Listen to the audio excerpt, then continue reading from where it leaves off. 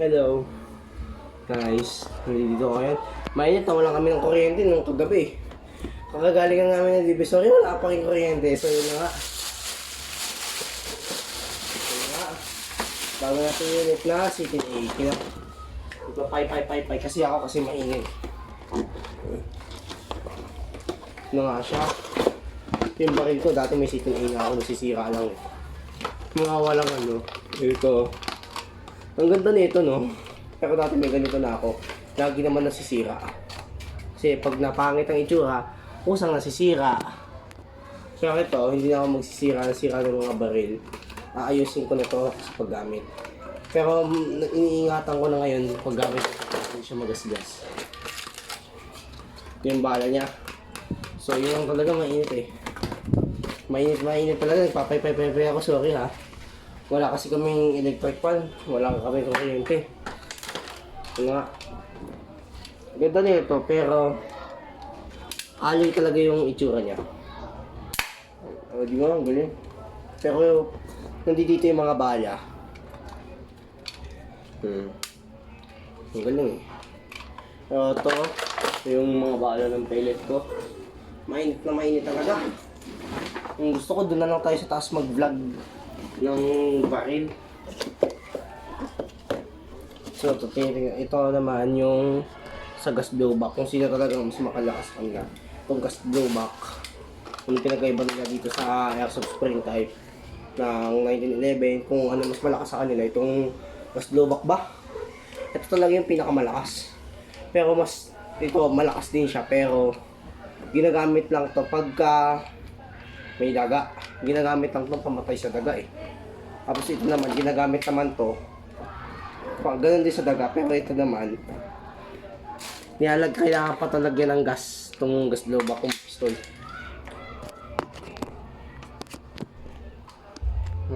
Teka lang guys, yung camera ayusin mo natin.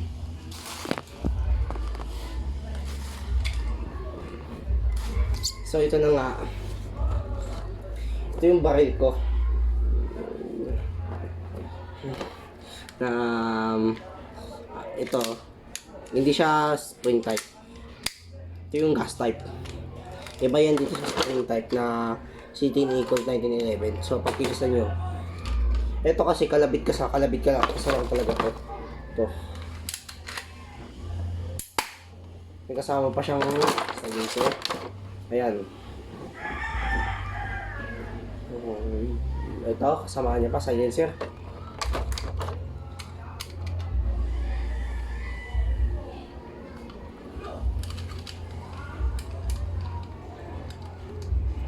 Pero maganda to. Ito kasi pang forma niya lang to. Hindi yan basta-basta dapat naka-silencer. Alisin niyo yan. Ito talaga yung favorite gun ko. Ngayon, pang CTNA. Metal kasi siya, full metal. Tapos, black. Pero maganda rin ang kanyang features. Maganda rin siya, pero kasing lakas niya talaga yung spring type lang siya, pero mumurahin lang. No? Pero marami na akong nasirang ganito dati. Hindi ko lang naingat-ingatan kasi. Pero marami na kasi akong ganito. Pero maganda siya. Mas malakas pa siya sa gas blowback. Dito, mas malakas siya dito. Pag kukumpara natin, pag uwi natin ng Bicol, magpa-firing ako, ipagkukumpara natin tong gas type na high kappa na airsoft pistol, tsaka itong spring type airsoft pistol, tsaka sa gas blowback.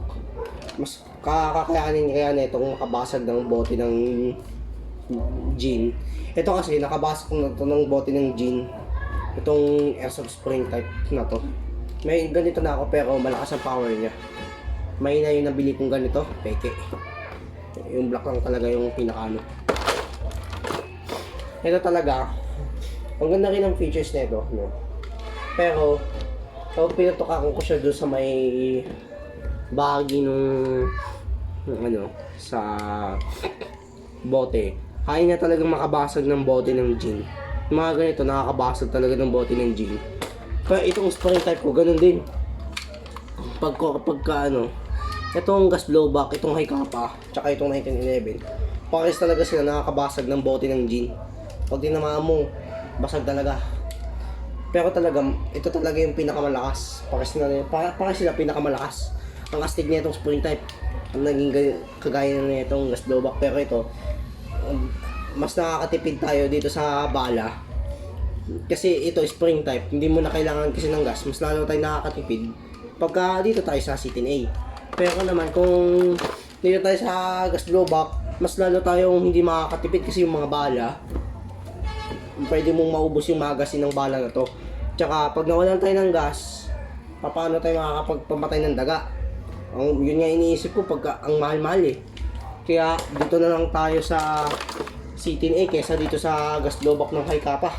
Kasi ito, pag naubusan ka ng bala, hindi tayo makakatipid, tapos bibili ka pa ng gas nito. Pero ito, wala kang problema dito sa airsoft spring type kasi ito, mas nakakatipid ka ng bala, tapos hindi mo kailangan ng gas. Oo. Kaya mas lalo tayong nakakatipid kung nandito tayo sa spring type na C10A na mas nakakabasag din ng bote ng gin. Pero ito, mas lalo tayong nakakatipid dito. Hindi kumpara mo dito sa sa Hi-Capa na T-Rex. Kumpara mo naman dito is pwede kayong maubusan ng bala, pwede kayong mawala ng gas, kasi mahal eh. Pag nandito ka sa mga ganitong bahay, pag may daga, ito yung gagamitin mo. Yung mahal-mahal nito, yung gas, tsaka yung mismong bala, kailangan mo pang bumili nun dito sa gas type. Pero mahal na mahal kasi yung ganun eh. Napakamahal talaga niya. Sulit na sulit yung pagka bumili ka ng bala tsaka ng gas. Ito talaga, huwag nyo ilalabas kasi pwede kayong makuha mahuhuli kayo pag nakita kayo ng ganito, pwede kayo mapagalitan. So dito, hindi kayo makakatipid basta-basta dito. Kasi dito, hindi kayo makakatipid kasi maubos yung bala, mawawalan kayo ng gas. Pag nagkaroon ng daga, wala. Kaya mahirapan kayo pagka dito. Kaya dito na lang tayo sa spring type. Mas madali. Para hindi mo na kailangan ng gas. Makakatipid pa kayo sa bala. Tapos, ito ka lang kasi, ganito lang yun eh. Isang kasa, isang putok lang to, one cup, one shot. Ito kasi, kaya niyang makaabot ng 15 rounds ng bala na to. Kaya umabot ng 50 meter, 15 meters ang tama nito eh. Pag itong spring type, 15 meters lang to. Pero pagka dito naman tayo sa gas type, 25 meters. Ito kasi, itong Hi-Capa ko, 25 meters ang tama nito. Tapos ang layo, sukat. Tapos pagka dito naman, 15 meters lang yung sukat natin. Malapit lang sa atin. Pero talaga, pakis lang talaga sila. Nakakabasag ng bote ng gin. Pakis na nga sila ng design nyo. Mag-anak niya na ito si 1911. Ito naman si Hi-Capa. Pero, itong magazine, hindi mo na kailangan ng bala. Pero mga ganito, mumurahin lang. Makakatipid kayo maayos. Tapos ang ganda pang tignan. So, napapawisan ako guys. So, pasensya na kung late kayo. Na-late ka ako. Ito talaga. Mga mumurahing pellet lang talaga yung ito. Ito talaga, pagka spring type, mura lang talaga spring type. Hindi gaya na ito ni gas type is siya. Sulit kasi itong gas type ko eh.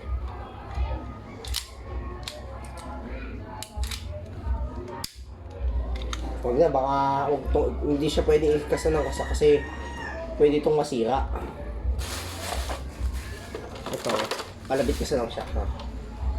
Ito lang siya. Iniingat-ingatan ko lang kasi yan lang, wala na iba. Tapos itong magazine, hindi siya pwede dyan, bawal.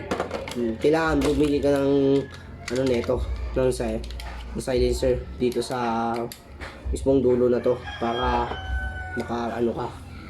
Bili ka. Hindi mo na yung Jared? Very good, very good.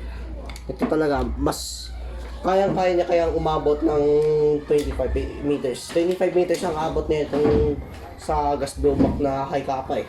Tapos ito naman sa itong para sa nakakabasag, yung kasi ano siya, 25. Ito, 15 rounds lang to eh. 15 meters. Ang layo. Pero mas makakatipid ka dito. So okay guys, sinuutusan ako eh. Ay, sorry. Sorry. Where's the power bank? Ayan. Ito. Can I get the power bank now? You can do the plugging. Sorry. Ito na nga, mas nakakatipid tayo sa ganito.